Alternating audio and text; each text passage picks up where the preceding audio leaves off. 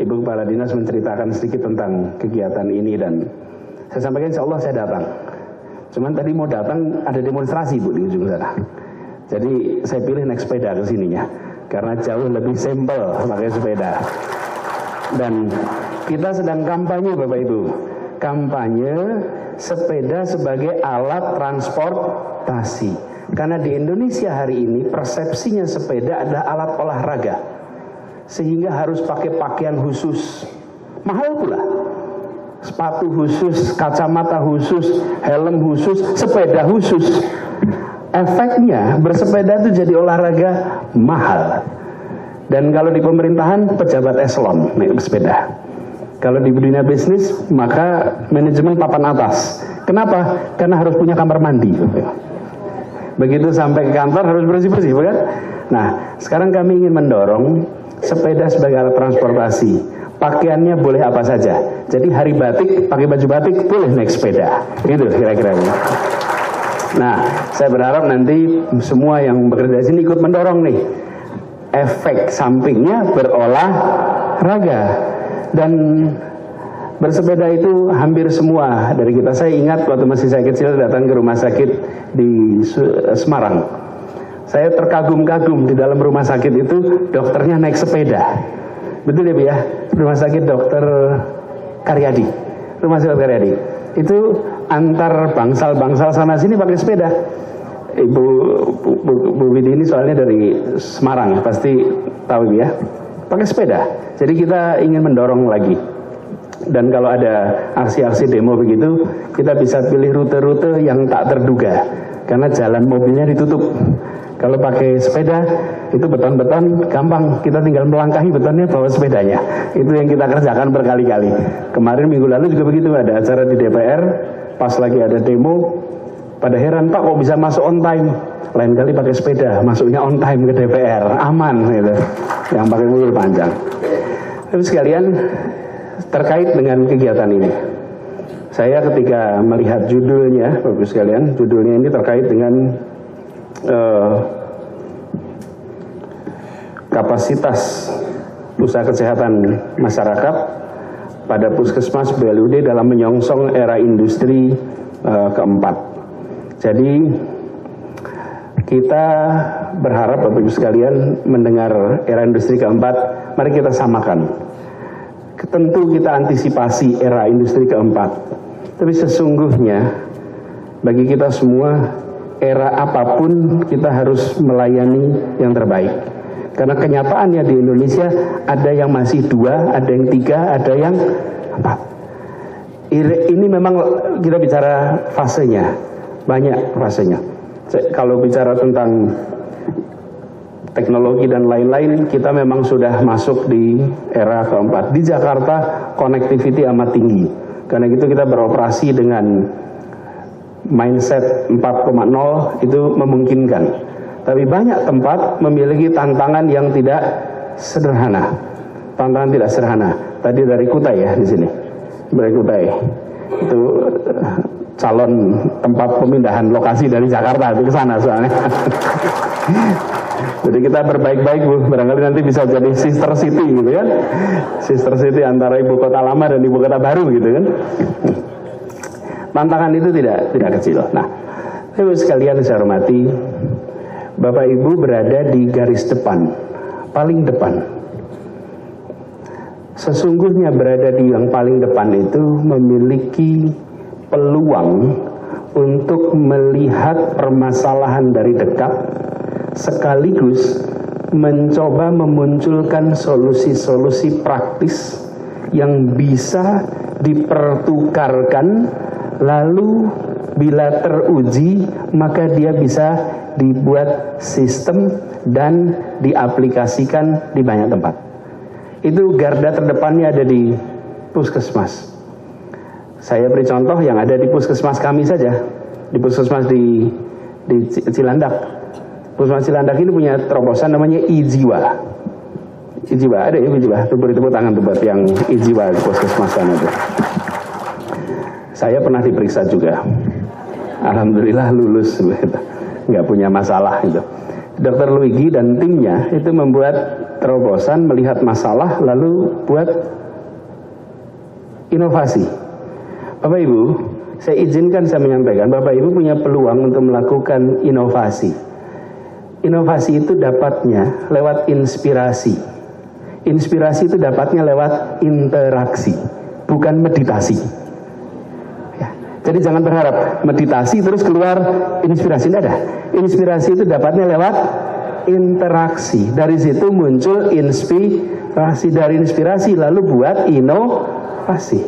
Nah, Bapak Ibu yang paling ujung, paling depan karena itu berinteraksi tinggi dengan masyarakat, dipakai sebagai wahana belanja masalah. Belanja masalah untuk dicarikan solusinya yang inovatif. Inovatif ini kemudian, kami di jajaran pemerintahan berkewajiban untuk memiliki open mindset. Setiap ada inovasi terobosan, maka jajarannya merespon dengan memberikan ruang untuk diuji coba. Diuji coba, diperluas, lalu kemudian itu sudah metode ilmiah dasar, kemudian bisa disistemkan bila teruji itu memang baik. Jadi Ibu sekalian saya hormati, tantangan mengenai kesehatan masyarakat di Indonesia itu besar. Bapak Ibu lebih mengetahui, saya fakultasnya lain Bapak Ibu, jadi tidak bisa berbicara di sini tentang tantangannya. Bapak Ibu lebih menguasai, tapi saya izinkan menyampaikan metodenya, barangkali kita samakan di situ. Lalu yang kedua Bapak Ibu sekalian, kita sudah berada di dalam sebuah dunia. Saya di dunia pemerintahan, Bapak Ibu juga dunia pemerintahan, tapi khususnya dunia kesehatan. Saya ingin mengajak kepada semua yang berada di dalam dunia ini untuk berpikir di luar dunia ini. Orang biasa mengistilahkan think outside the box. Karena we are box. Boxnya dari mana? Di sekolah tuh. Ketika kita masuk sekolah itu dimasukkan dalam box kita. Terus pendidikan, sampai pendidikan tuntas, makin tinggi biasanya makin terkungkung dengan segala macam teori, pendekatan, proven practice, sehingga kecenderungannya tidak berpikir outside box. Nah, saya usul Bapak Ibu sekalian, mumpung Bapak Ibu berada di depan, maka ajaklah semua yang berada di puskesmas-puskesmas di seluruh Indonesia termasuk Jakarta untuk berani berpikir outside the box. Bertanya yang tidak ditanyakan. Bertanya yang tidak ditanyakan. Karena kalau bertanya tidak ditanyakan, nanti akan ketemu solusi baru. Saya berikan contoh kami saja dikerjakan di Jakarta ini. Kalau berjalan raya itu ada rambu-rambu lalu lintas. Rambu-rambu lalu lintas itu, waktu saya tanya, rambu-rambu lalu lintas itu ketinggiannya yang mengatur siapa? Yang mengatur kami, Pemprov. Oke, kenapa tingginya segitu? Ya itu aturannya Pak. Oke. Kenapa 4 meter? Itu aturan standar internasionalnya 4 meter tingginya. Kenapa 4 meter? Ya sudah diputuskan konvensi internasional. Oke. Lah kebutuhan kita, banyak lambu-lambu itu yang tidak terlihat Bapak Ibu. Terus orang-orang pada ketangkep semua. Karena tidak lihat. Boleh tidak diturunkan? Ya boleh. Tapi nggak pernah Pak. Ya kenapa aturannya? Ya kita ubah aturannya. Aturannya boleh saja kita turunkan. Bapak Ibu sekalian, saya memberikan contoh. Ada begitu banyak hal yang sudah kita praktekkan di dalam kita berinteraksi dengan masyarakat, di dalam kesehatan masyarakat. Saya ingin mengajak kepada semua untuk bebaskan itu, sehingga muncul terobosan, supaya kita menemukan hal yang tidak biasa ditanyakan. Saya sering memberikan analogi kalau dengan jajaran saya paparan terapas, saya sering sampaikan analogi ini Bapak Ibu sekalian. Bukan lagi ilustrasi. Jari saya itu 5. Adakah orang yang bertemu saya dan tanya, Pak Anies kenapa jarinya 5? Hampir tidak ada. Hampir tidak ada. Ya, dan kita juga kalau naik bis nih, di sebelahnya ada orang tanya, Bu kok jarinya 5? Gitu. Kita akan pindah kursi Bapak Ibu. Betul nggak kira-kira? Ini kelihatannya belum sembuh nih, tidak keluar nih, kan gitu. Kenapa? Karena sesama manusia tidak bertanya jari. Ya dalam dunia manusia setiap orang jarinya 5. Tapi kalau yang mungkin bertanya ini siapa kalau jari 5? Ya kalau ada IT itu bro, makhluk luar angkasa, ya bukan? Dia akan bertanya itu. Karena itu saya mengajak ibu semua, think like a stranger, act like a native. Berpikirnya seperti stranger di puskesmas itu, tapi berperilakunya seperti masyarakat lokal. Diterima tapi berpikirnya beda. Kenapa sekalian? Ada begitu banyak praktek yang sudah menahun sesungguhnya bisa diubah. Dan ibu bapak berada di ujung depan. Lalu ibu bapak agak berbeda dengan yang lain-lain. Ibu bapak itu mendapat bekal pengetahuan teknis, bekal berpikir ilmiah akademik yang tidak dimiliki oleh begitu banyak jajaran pemerintah yang berada di ujung paling depan. Coba kalau di ujung paling depan siapa saja Bapak Ibu? Ada puskesmas bukan? Terus habis itu siapa lagi paling depan nih? Ya? Kelurahan, lalu sekolah, lalu ada kepolisian, ada TNI, betul saja? Oke, sekarang dari trainingnya, mana yang trainingnya paling dalam di antara semua? Kesehatan. Training itu maksudnya pendidikan ya? Bekal pendidikannya. Oh, paling bermuatan. Ibu bapak paling dapat bekal paling banyak tuh, tapi paling ujung depan. Karena itu pada bapak ibu kami titip untuk coba think outside that box. Lalu saya berharap pada forum ini, pada forum asosiasi, mudah-mudahan asosiasi ini betul-betul menjadi tempat clearing house ide baru, clearing house praktek-praktek terobosan untuk saling belajar.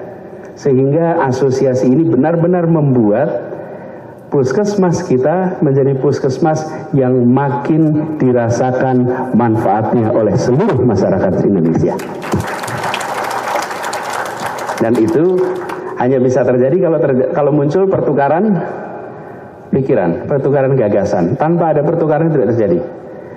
Tapi sekalian, di awal tahun 90-an dibuat sebuah penelitian. Kenapa di Amerika Serikat ilmu pengetahuan lebih maju daripada di Rusia? Awal 90-an. Kenapa di Amerika Serikat lebih maju dibanding di Rusia? Bukan sekarang ya, ini tahun 90-an. Terutama bidang sains, sosial dan lain-lain. Apa yang terjadi? Sederhana ternyata. Karena semua publikasi buku di Amerika Serikat diharuskan punya indeks. Di timur tidak harus punya indeks. Apa sih fungsinya indeks itu? Indeks itu mempercepat proses pertukaran informasi. Begitu terima buku, lihat indeksnya. Saya mau cari tema apa, ada semua di situ. Yang di sebelah timur tidak ada kewajiban memiliki indeks. Orang harus baca semuanya untuk bisa mengetahui tema-tema tertentu. Yang ini ada indeks, so simple. Ya hari ini sudah ada teknologi digital sehingga semua ada. Tapi kita bicara tahun 90-an.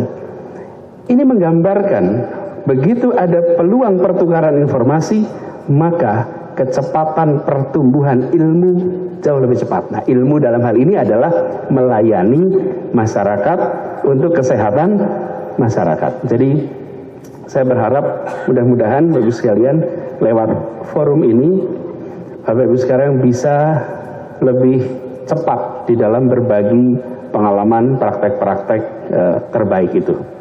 Lalu tentu sebagai sebuah lembaga yang berada di paling ujung depan, seperti tadi sampaikan di dalam puisi dan lagu, Bapak Ibu bekerja dengan hati. Saya rasa Indonesia ini punya sejarah yang panjang soal itu, terutama mereka yang berada di dunia kedokteran, dunia medis.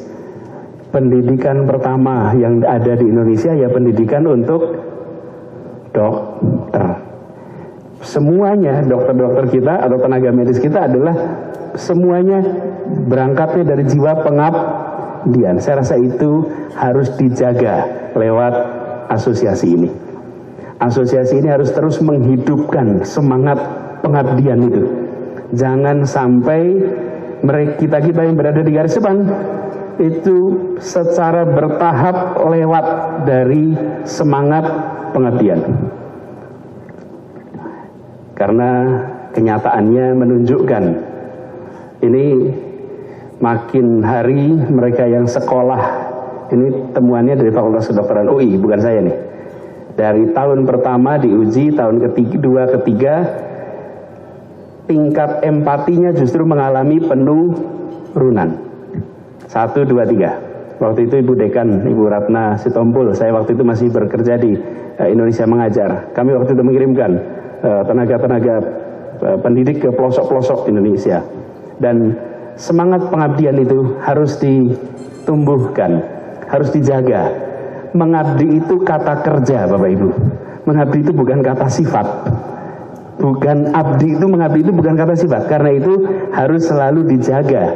Kalau tidak dijaga, dia bisa mengalami penurunan. Karena itu asosiasi, saya berharap membagikan cerita-cerita, praktek-praktek inspiratif yang bisa membuat kita makin termotivasi dan menjaga spirit korps orang-orang terdepan. Karena orang-orang terdepan ini orang-orang yang tidak terlupakan, Bapak Ibu sekalian. Tidak akan terlupakan. Jadi semangat ini tolong dijaga. Jadi saya berharap pertukaran ide jalan, tapi idealisme itu dijaga dengan baik. Bapak Ibu sekalian saya hormati, saya berharap seminar ini dapat kesempatan untuk saling belajar, dan bagi kita semua sama-sama menyadari pada ujungnya, kalau di Jakarta saya selalu pesan pada tim kesehatan, kami pesannya sederhana, saya ingin warga di Jakarta setiap kali dia mengalami masalah-masalah kesehatan, di ujungnya bisa berkata demikian, syukur alhamdulillah, untung saya tinggal di Jakarta. Itu. Jadi apapun masalahnya, untung saya tinggal di Jakarta. Begitu itu ada, maka insya Allah saya selesai. Jadi Bapak Ibu sekalian saya hormati, saya berikan rasa hormat pada Bapak Ibu yang bekerja di ujung depan, dan izinkan saya menutup dengan mengakhiri sebuah cerita saja Bapak Ibu sekalian, cerita pribadi. Tahunnya 2016, saya ke Tawangmangu, Jawa Tengah. Kalau yang tinggalnya sekitar Jawa Tengah mungkin tahu, Tawangmangu itu di kaki Gunung Lawu. Saya ke Tawangmangu. Sampai di sana saya mampir di sebuah masjid, sholat di situ, ketemu dengan beberapa orang. Semuanya menyapa sambil menceritakan, Pak Anies, anak saya, ponakan saya, istri saya dulu dirawat oleh namanya Dr. Hafid. Oh ya, alhamdulillah. Kemudian saya mampir ke ada satu rumah makan, saya ngumpul ketemu orang, begitu banyak orang menceritakan. Dr. Hafid itu adalah seorang dokter yang bertugas di Tawangmangu tahun 77-78. Saya datangnya tahun 2016. Berapa tahun kemudian itu? 28 tahun kemudian.